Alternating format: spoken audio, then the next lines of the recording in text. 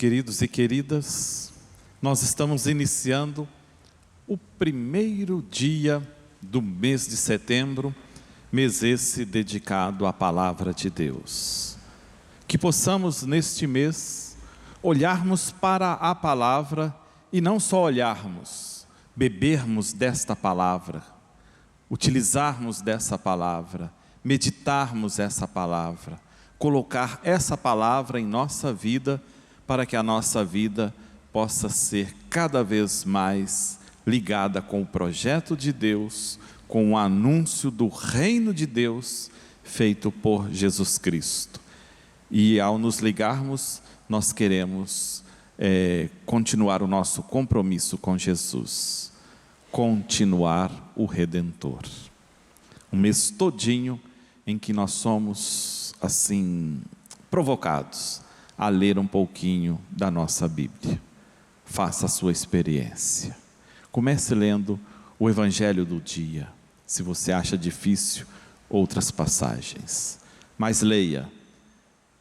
Hoje, no tempo em que a turma está lendo mais o Facebook, o Instagram e as coisas que vêm no WhatsApp, que muitas vezes são coisas que vão de lugar algum para lugar nenhum, a gente é convidado a deixar um pouquinho essas leituras e nos dedicarmos à Palavra de Deus. Palavra feita com carinho, palavra revelada com amor, palavra que vem do coração de nosso Deus.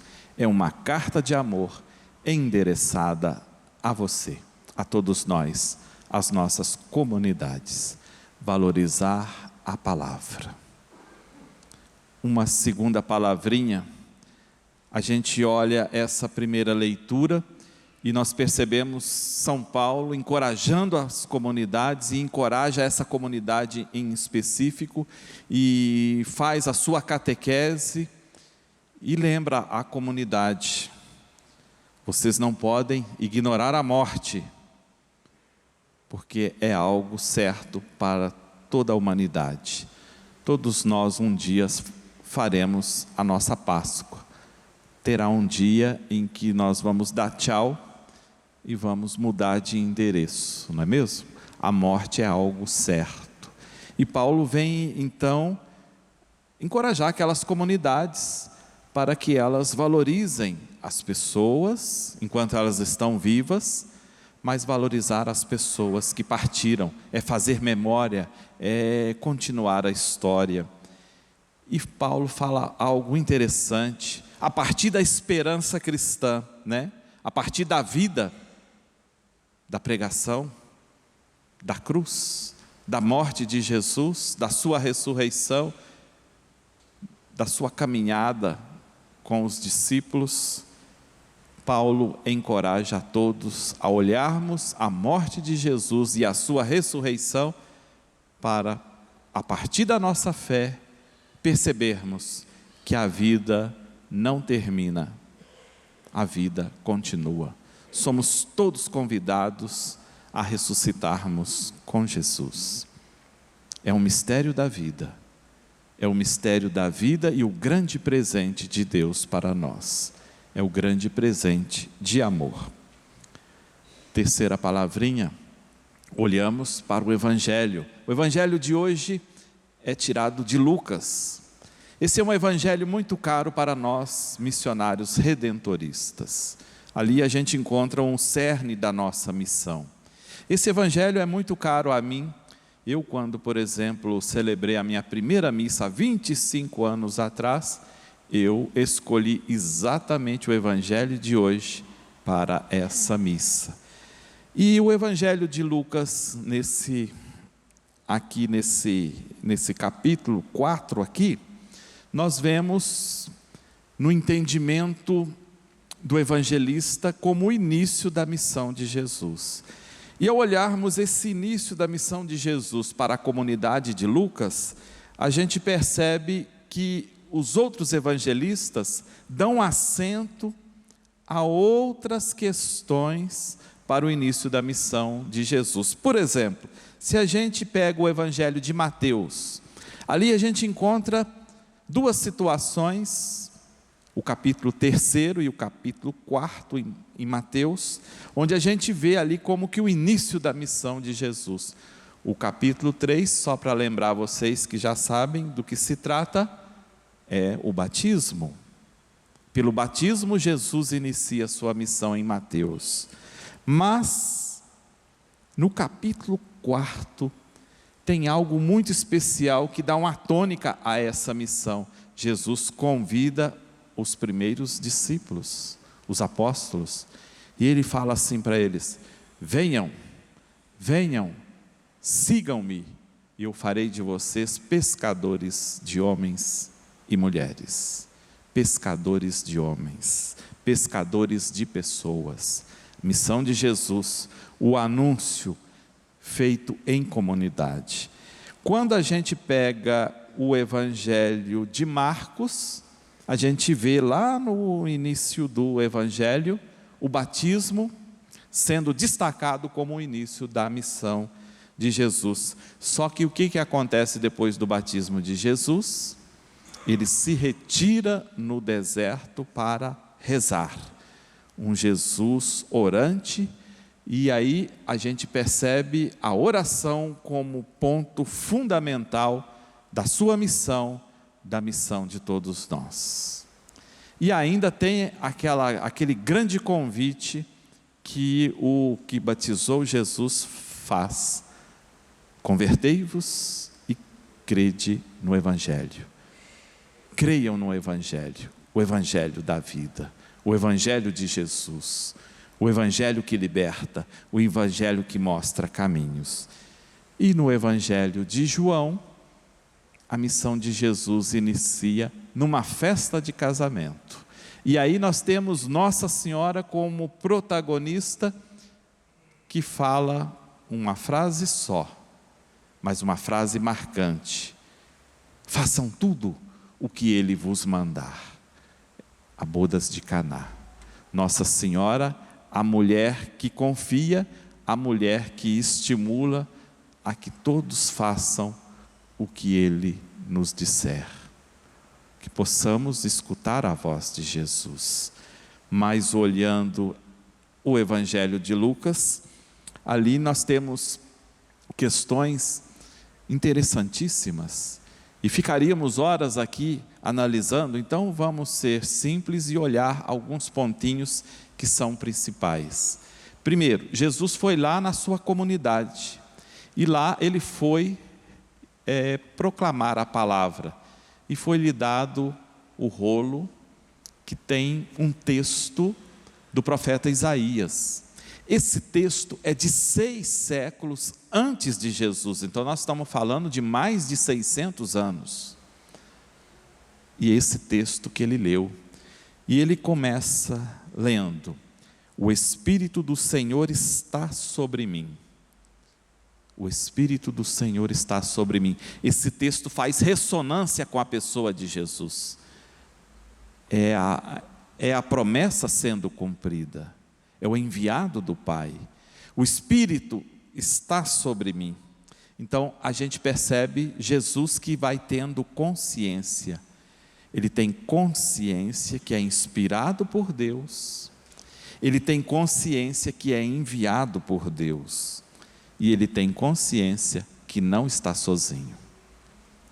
Veja o tamanho da fé de Jesus, e a palavra comprova: ele não está sozinho. Por isso nós vemos um Jesus muito corajoso, porque ele é Deus, mas ele se fez humano, e como humano é como qualquer um de nós. Um humano tem as suas fraquezas, e ele na sua humanidade se fez forte, porque era Deus e fazia a experiência com Deus, fazia a experiência da comunidade, da Trindade. Nós vemos aqui depois, ele lê assim: ele me consagrou. Então ele tem aquela certeza de que foi enviado pelo Pai, mas antes de ser enviado, ele foi escolhido pelo Pai. Ele é ungido pelo Pai com uma missão muito específica, e o texto diz: anunciar a boa nova aos pobres, a anunciar a boa nova. Jesus vem anunciar uma boa notícia. Ele vem relembrar ao povo e relembra a cada um de nós que nós fomos feitos pelo amor para viver com Deus, para viver para Deus, para seguir os passos de Deus, para seguir o caminho do bem. E ele anuncia primeiro aos que são mais lascados nesta vida, aos que estão caídos, aos que são os pobres, aos que são deixados de lado. E aí, nós olhando essa passagem, nós olhando Jesus, que pega esse texto que inspira cada um de nós percebemos que somos convidados a evangelizar como uma comunidade inspirada pelo Espírito Santo. É o Espírito do Senhor que está sobre ele e que faz com que ele possa sair anunciando a boa nova. Por isso, a evangelização, ela não é uma iniciativa individual, é uma iniciativa de toda a comunidade. Todos nós que fazemos a experiência, devemos nos dar as mãos para testemunharmos juntos essa palavra que é salvadora, essa palavra que nos liberta. E a evangelização, sem dúvida alguma, é um movimento que é inspirado pelo Espírito Santo. Ele sopra e impulsiona a gente a falar do bem, a falar de misericórdia, a falar de bondade, a falar de fraternidade, a falar as coisas belas que levantam as pessoas. E mais do que nunca hoje, a nossa igreja é chamada a ser uma igreja evangelizadora, que leva o evangelho, que leva a boa nova, que levanta as pessoas, que leva uma palavra de carinho que penetra o coração das pessoas. E nós, para isso, precisamos discernir juntos. Por isso é importante a leitura da palavra, a partilha da palavra, essa escuta da palavra, que vai ajudando a gente a discernir os caminhos da evangelização.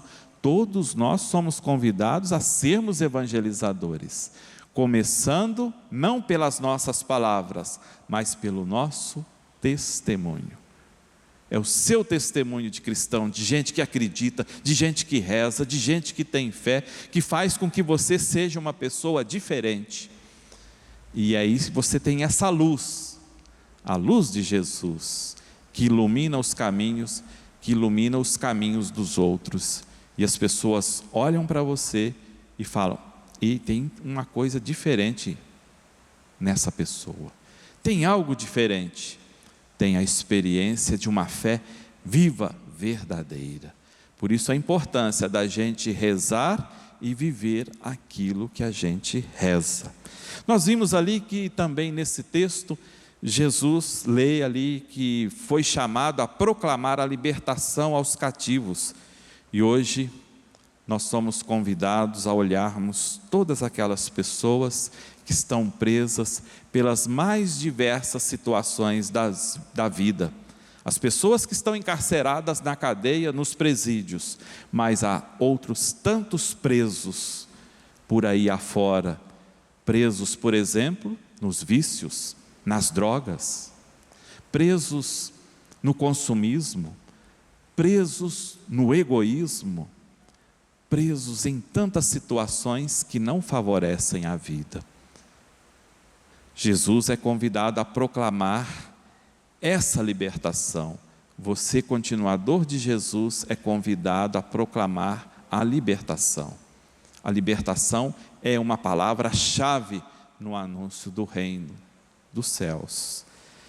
Jesus vem ali recuperar a vista de muitos cegos. E quantos cegos nós vemos hoje que não percebem, que não conseguem ver a beleza da vida. A vida é bela, a vida foi feita para nós, apesar de tantas coisas feias que atrapalham a vida, há muita beleza. E muitas vezes, várias pessoas, muitíssimas pessoas, ficam presas nas coisas feias. É preciso olhar a beleza da vida. E Jesus vem fazer isso, Ele vem retirar essa cegueira das pessoas. Jesus vem libertar os oprimidos. Jesus se coloca ao lado daqueles que são oprimidos, com toda a sorte de dificuldades que a vida apresenta. Quantas pessoas que estão aí impossibilitados de viver a vida na sua plenitude. Quantas pessoas que são prejudicadas por outras. Quantas pessoas que estão à margem, que são deixadas de lado, que são jogadas fora. E hoje há um descarte muito grande da vida de muitos irmãos e irmãs nossos. Jesus vem libertar esses oprimidos. E Jesus vem proclamar o ano da graça do Senhor. Esse ano da graça é o anúncio explícito do amor do Pai do céu por toda a humanidade. Proclamar o ano da graça do Senhor.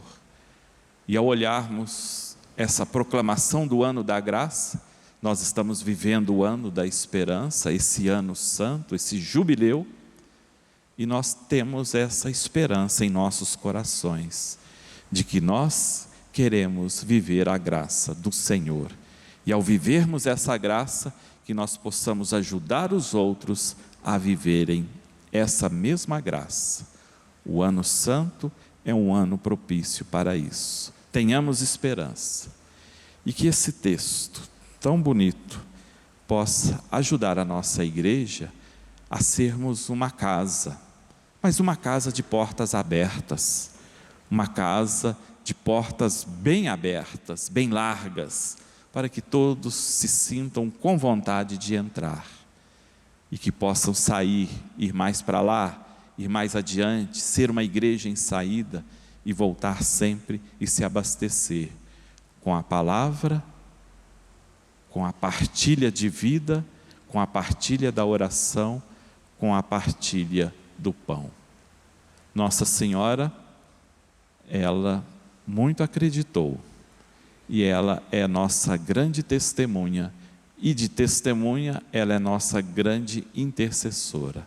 Então todos nós, devotos de Nossa Senhora, pedimos essa graça a ela, que ajude-nos a abrir o nosso coração para vivermos esse ano da graça do Senhor e que possamos ser testemunhas vivas do Evangelho de Jesus. Louvado seja nosso Senhor Jesus Cristo.